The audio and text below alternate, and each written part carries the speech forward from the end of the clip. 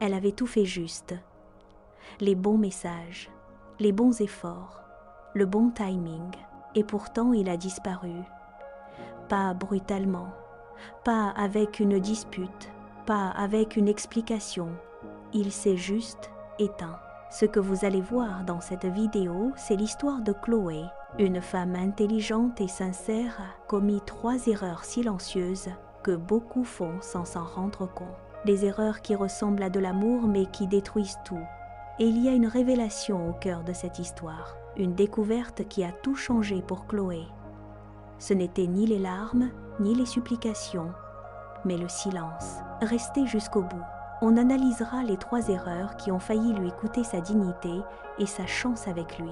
Parfois, ce n'est pas ce qu'on fait qui compte, mais ce qu'on arrête.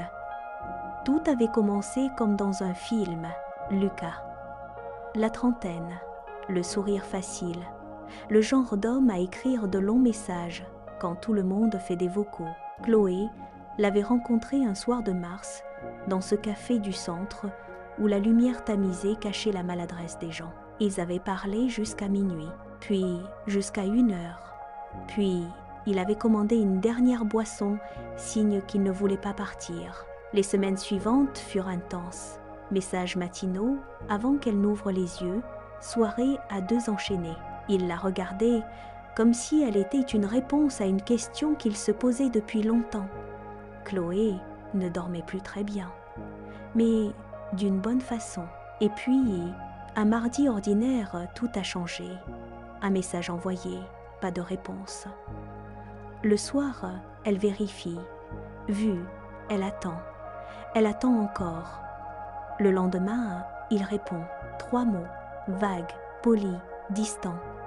Elle se dit que c'est la fatigue, le travail, un mauvais jour. Mais les mauvais jours s'accumulent. Les appels restent sans réponse. Les messages qui autrefois débordaient d'enthousiasme ressemblent maintenant à des formulaires administratifs. Tout va bien ? Elle écrit un soir, le cœur serré. Ouais, juste beaucoup de boulot en ce moment. Une phrase, un point final, un mur. Chloé fixe l'écran dans le noir et quelque chose dans sa poitrine commence à se fissurer. Ce que personne ne savait, pas même ses amis proches, c'est que Chloé avait déjà vécu ça. 3 ans plus tôt, avec un autre homme, un autre silence progressif, la même spirale d'interrogation sans fond. Cette fois-là, elle avait tout fait pour retenir. Les messages de minuit, les explications longues, les questions directes qui sonnaient comme des accusations déguisées. Résultat, il était parti définitivement. Et elle avait mis des mois à s'en remettre. Chloé le savait. Elle portait cette leçon quelque part dans son ventre, mais la panique, elle, n'écoute pas les leçons. Alors elle recommença les mêmes gestes. Un autre message, une autre tentative d'explication, un autre silence en retour. Et c'est la nuit du jeudi seule chez elle. Téléphone posé face contre le lit pour ne pas regarder les notifications que quelque chose se rompt. Pas en elle. En elle et pour elle. Elle se lève, elle se fait un thé, elle ouvre son carnet de notes qu'elle n'avait pas touché depuis des semaines. Elle écrit « Et si le problème n'était pas ce qu'il ne fait pas, mais ce que j'ai arrêté de faire pour moi ?»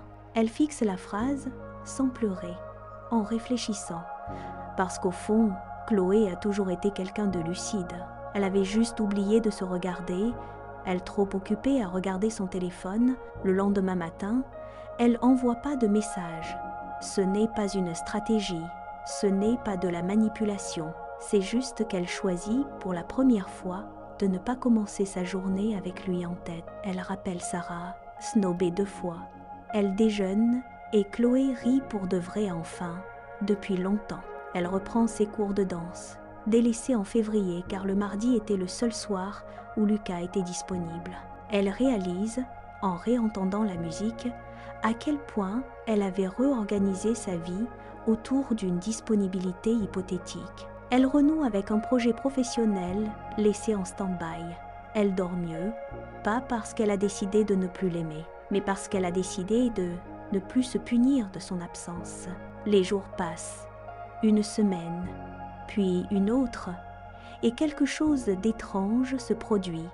Elle regarde moins son téléphone, non pas par discipline, mais parce qu'elle a d'autres choses à regarder sa propre vie qui recommence à exister.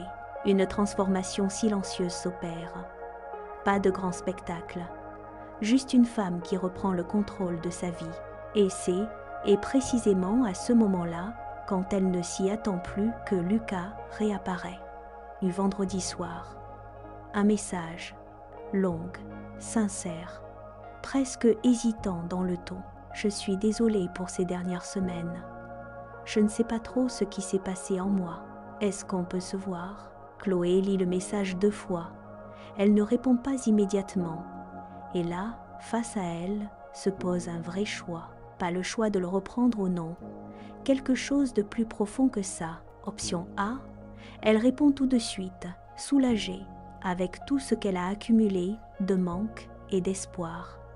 Elle reprend exactement là où tout avait dérapé. Elle lui dit que oui, bien sûr, avec joie, et elle redevient celle qui attend. Option B, elle prend le temps. Elle mesure non pas ce qu'elle a perdu pendant son absence, mais ce qu'elle a retrouvé. Elle répond depuis un endroit nouveau, un endroit stable. Ce ne sont pas 2 façons différentes de répondre à un message. Ce sont 2 versions différentes de elle-même. Et Chloé le sait, parce que si elle répond depuis la peur du vide, rien ne change, ni pour elle, ni pour lui, ni pour eux. La vraie question n'est pas « est-ce qu'il revient ?», mais « qui suis-je maintenant qu'il revient ?» Elle répond le lendemain matin, calmement, brièvement. « Oui, on peut se voir, mais j'aimerais qu'on se parle vraiment, pas de reproches, pas de liste de griefs, juste une frontière posée avec douceur. » Ils se revoient le dimanche suivant. Cette fois, ce n'est pas Lucas qui change, mais la façon dont Chloé l'écoute. Elle ne guette plus les signes, ni le moindre silence. Elle est là, présente, entière. Et Lucas le sent. Il dira plus tard, maladroitement, comme les hommes le disent souvent, qu'elle lui semblait différente, plus posée, plus elle. Ce que Chloé comprend ce soir-là en rentrant chez elle, ce n'est pas le détachement qui l'a aidé à le retrouver. C'est le détachement qui lui a permis de se retrouver, elle. Et ça, personne ne peut vous l'enlever, qu'il soit resté ou non, qu'il revienne ou non. Il y a des moments dans une vie amoureuse où la décision la plus puissante n'est pas de lutter davantage, c'est de reposer les armes et de regarder ce qu'on a construit pour soi seul. Voilà les 3 erreurs que Chloé a faites et que beaucoup d'entre nous font sans s'en rendre compte. Erreur 1. Elle a confondu, insisté et aimé. Quand Lucas a pris ses distances, Chloé a multiplié les messages. Elle pensait que c'était de l'amour. En réalité, c'était de la panique déguisée en amour. Insister prouve l'anxiété, pas le sentiment. Et ça fait fuir. Erreur 2. Elle a mis sa vie en pause pour quelqu'un qui n'avait rien demandé. Amis, danse, projet, elle a tout mis sur pause. Tout ça pour rester disponible pour un homme déjà parti. Elle s'est effacée pour laisser de la place à une absence. C'est l'une des formes les plus silencieuses de l'auto-sabotage. Erreur 3. Elle cherchait une réponse chez lui alors que la question était en elle. Pourquoi part-il ? Qu'est-ce que j'ai fait ? Est-ce que je compte encore ? Toutes ces questions pointaient vers lui. Mais la vraie question était « Qui suis-je en dehors de cette relation ?» Quand Chloé a commencé à répondre à cette question-là, tout le reste a suivi. Et toi, t'es-tu déjà reconnu dans l'histoire de Chloé ? Attendre une notif plutôt que vivre ta journée.